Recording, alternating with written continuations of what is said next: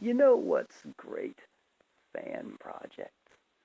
You know, when someone decides, I like this intellectual property so much that, I'm going to put, time and effort and money, eh, essentially a lot of all of those, into creating something to show my appreciation, my love for this intellectual property. And you know what just boils my piss? When some fucking, well, I guess I could tell you a lot of things.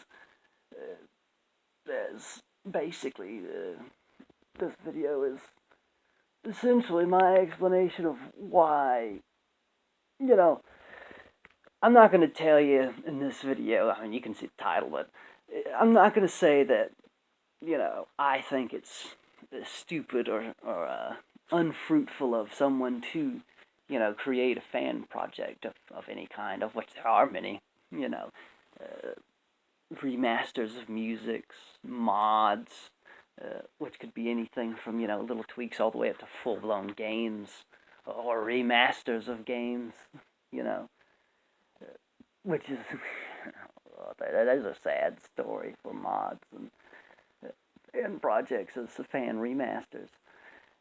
Because basically, when it comes to intellectual properties of which I'm a gamer myself, but really it can be just about anything.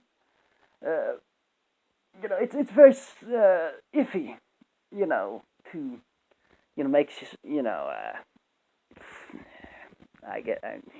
there's so many examples. You get stuff like Andrew Holschuck, I believe was his name, did some Doom remasters for the music.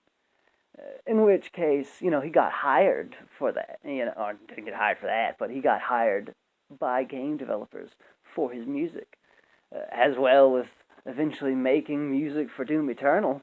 Though there's some circumstances under that that fucked, but uh, you know, and then you get stuff like Team Fortress. Went from a mod to a legitimate game, but then you get stuff like the 3D Zelda, original Zelda, Legend of Zelda remaster, and then you get stuff like like the Wizards of the Coast OGL changes, uh, the original gaming license changes, where they basically have uh, essentially imagine 20 years, 30 years, maybe even, I don't really know.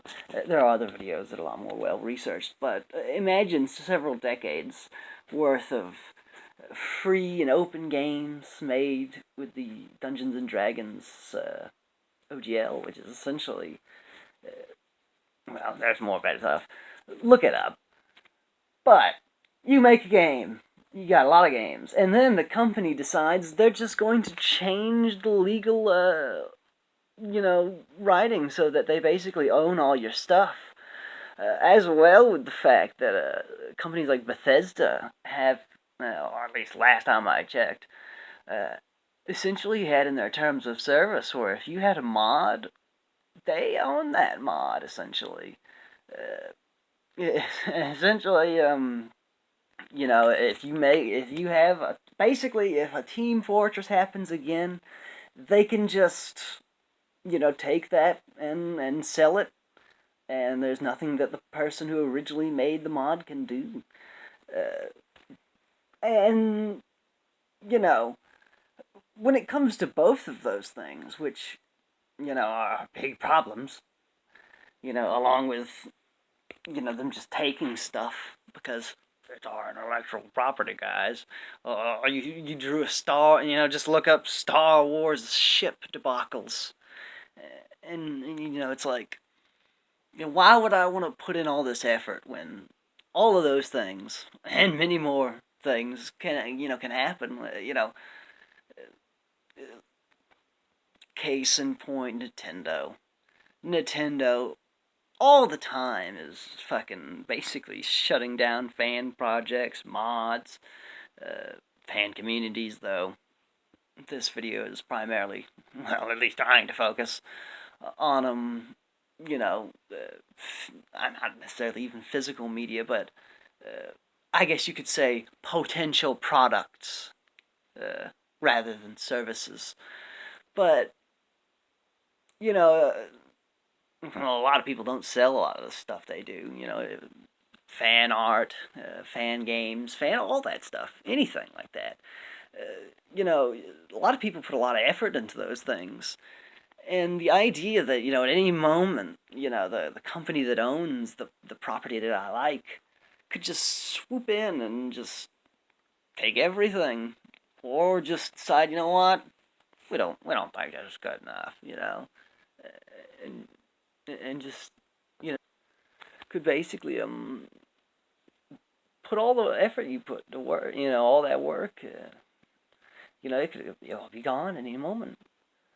And it's like, people got, they have, it's like, if I'm going to take time out of my day and my life, time I'll never get back, money and all that jazz, and put all that into that just, for that to happen, and the sheer fact that it's happening more often being, stuff stealing, fan stuff, I'd say it's just basically it's dangerous, in many more than one way to do any of that stuff. And to be honest with you, I'm pretty poor and unskilled in many respects of the various associated forms of media. But if I could, I wouldn't, because I wouldn't do stuff like that. But primarily because I don't want to go to prison for a fan game that was deemed to be directly challenging one of those corporations, or even worse, they just take my game or my artwork and just leave me high and dry. And it's like, well, if you're a fan and you did it for your love, why would you want, compensation? Well, it's like, why are they making money off of it, if I put it's like if you, it's like the copywriting jeans stuff, though I guess that's not the best example, where it's like, it was given for free, and now you're making money off it. Which, there could be, bottled water and all that. But it's like, in this case, it's more like, I made something and put it out for free. And then someone else comes in and just takes and starts making money off it. It's like, why even bother? It's like, and it's like even worse in this case because it's not even a single person. It's a multi-billion-dollar company that might potentially be doing this to you. And if you say or do anything they don't like while they're doing that to you, they can just sue you into oblivion because, that was an illegal, production. We didn't authorize that. You didn't pay any royalties, It's like, why even bother?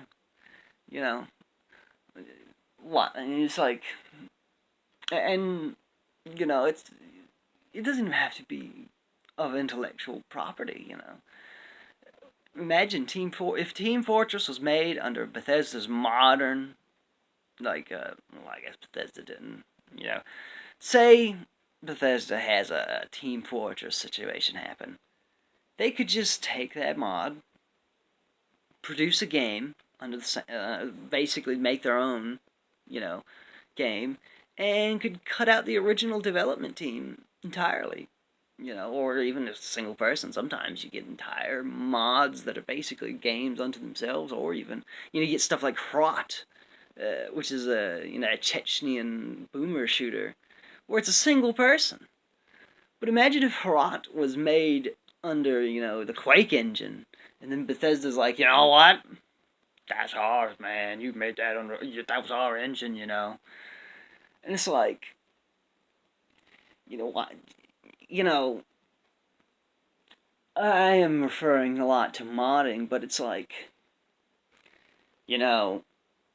modding can produce a lot of things. I mean, take an example of beyond Skyrim, you got music, you got art assets, you have concept art slash fan art. You know, I could definitely see it being used as official concept art, or at least be used.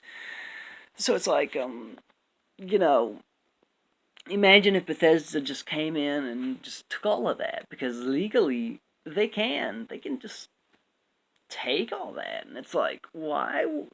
You imagine putting years of your life, you know, into something, and just having some major corporation just bully you out of your own projects.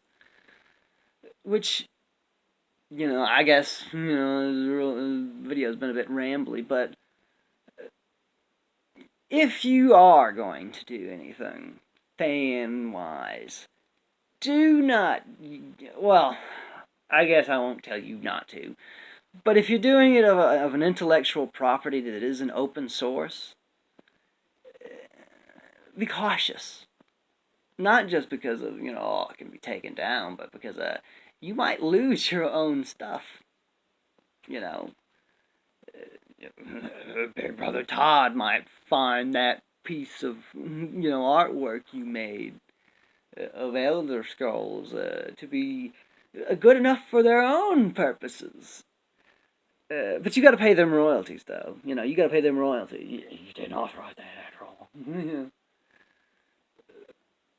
But yeah, I guess be careful. You know, if you are of the artistic and creative type, and you know you want to make something, definitely try to separate it as much as you can from a corporation. Definitely open source stuff, though. Well, like I said, purge it from a corporation. I mean, we've seen what Wizards of the Coast did. You know, and it's like just a hostile environment for fan creators at the moment, which I guess it's always been. But you know, at the same time, there's never been room for, you know, as much freedom. So definitely take that freedom and just watch yourself. You know, watch yourself. You don't want no fucking lawyers coming to your house, do you? You know, after all.